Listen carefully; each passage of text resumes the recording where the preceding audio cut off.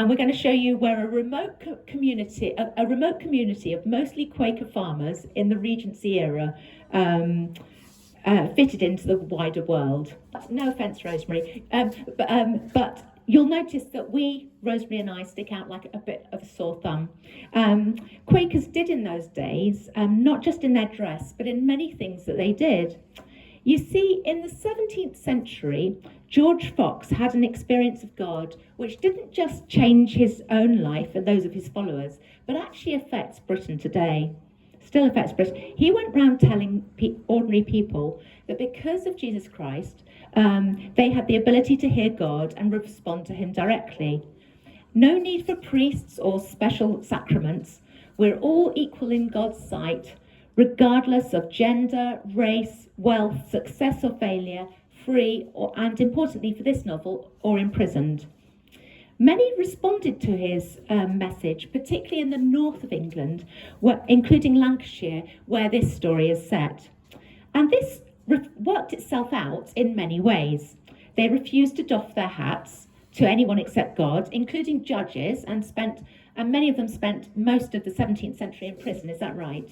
Yes. Not all of them, but many of them did. Girls were often given as good an education as their brothers, where finances allowed. They didn't, and they still don't, use titles. I was going to invite people to the launch of Mrs. Rosemary Sturge's Clouds Over Bowland, but Rosemary asked me not to because she just wants to be known as Rosemary Sturge. The king, if you met him, would just be Charles, wouldn't he? Yes, or Charles, yes. They were, and still are, pacifists because even the enemy is made in God's image. And they played, for the same reason, they played an enormous role in the abolition movement and in prison reform. One of the big themes of Clouds Over Bowland. Indeed, Elizabeth Fry, a Quaker, who was a Quaker. I think most people know who Elizabeth Fry is. To be honest, even my teenagers had heard of her, which means, but they first went into Newgate Prison in 1813, a year before this novel is set. And now I'd like you to introduce you to my wonderful and very lovely author, Rosemary Sturge.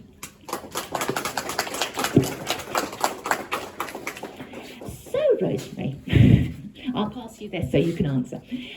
You originally started writing this around the anniversary of George Fox's birth, didn't you? Why did you decide to focus on an ordinary farming community in Lancashire for this book?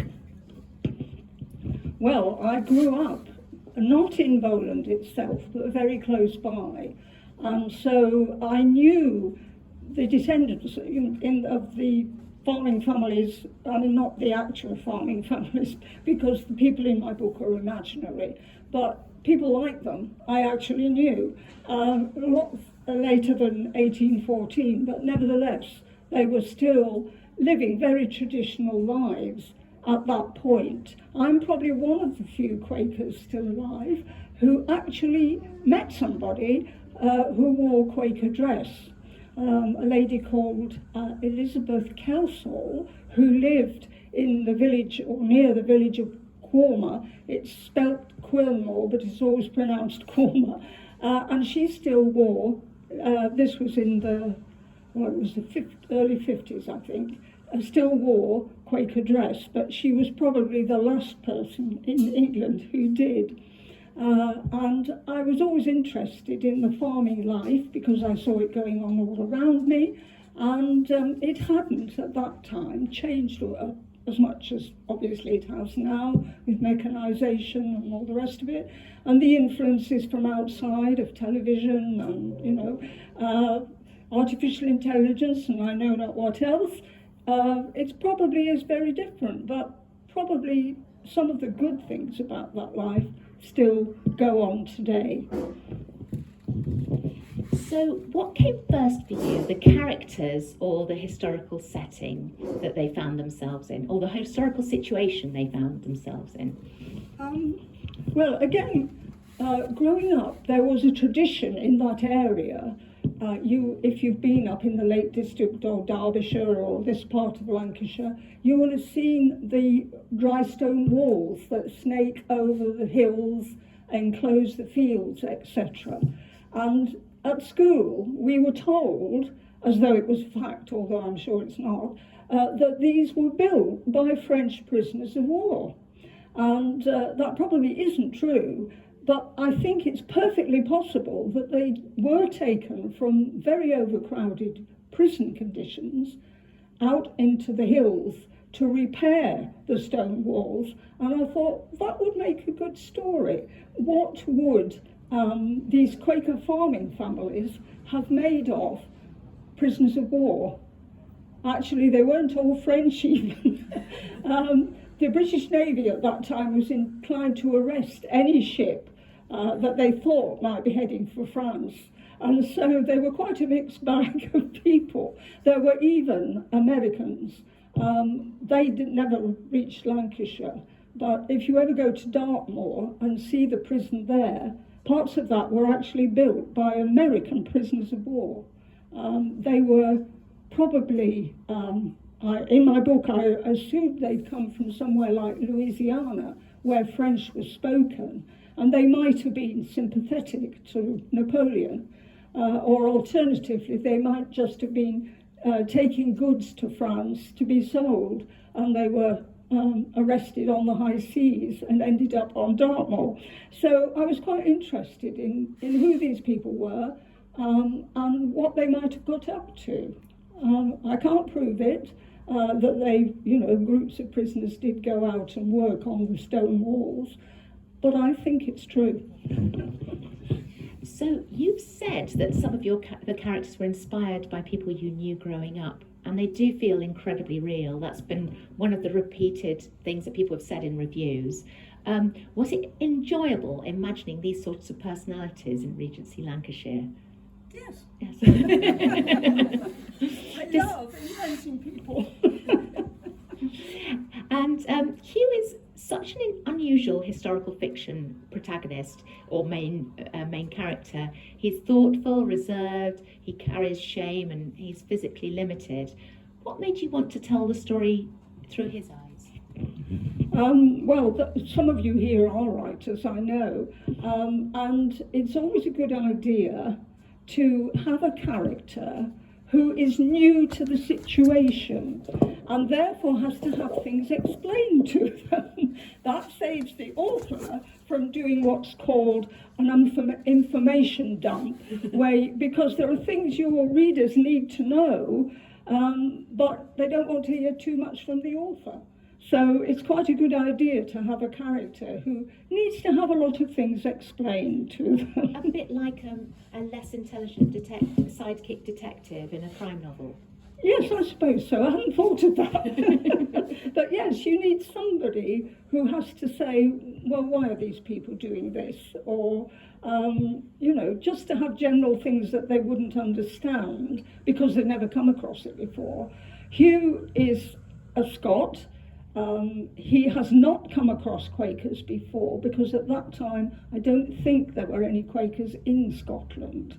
George Fox never got that far. And so he doesn't understand they seem very nice, these people. They seem very honest. They pay their rents on time, but he doesn't know why they are as they are. And so that has to be explained to him. And the novel deals with some very big themes. You've got conscience and imprisonment, belonging and faith and doubt, but through ordinary people's eyes, rural eyes. Was that kind of juxtaposition of scale important to you? I don't think I thought it out as carefully as that. It just came naturally. I just felt that, this felt right for this farming community, which even today is fairly remote.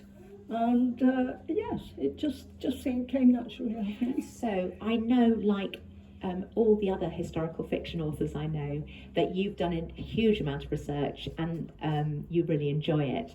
Was there one detail you discovered that that we would have come to loggerheads about if I told you had to get rid of it? Oh gosh, several probably. I really wanted to show what farming life was like. I wanted to show what Quakers are like. And there's some ladies in the audience who know as well as I do what they're like. And I wanted, to try and, without putting it down, pushing it down people's throats, because I certainly wasn't trying to convert people to Quakerism. For people to understand a little bit more about Quakers and why they do things the way they do.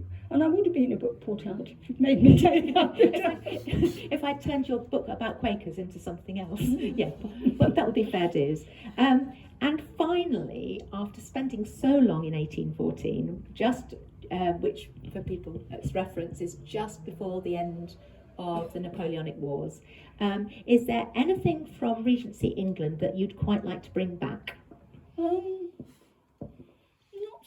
necessarily because it's Regency, but I just would like to bring back a simpler life, I think, and people who are, prepared to meet each other on equal terms and talk about their lives and share their hopes and their,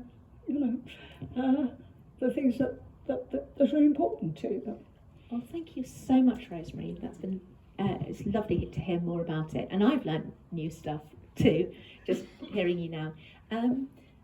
Does anybody have any questions? No? No questions? We've been thoroughly comprehensive, Rosemary. We've done a fabulous job. Nobody wants to know anything else. Right. Well, if you want to come and get a signed book from Rosemary, books will be available at this table, and I think you'll be signing over there. Thank you very much, everybody. Thank you.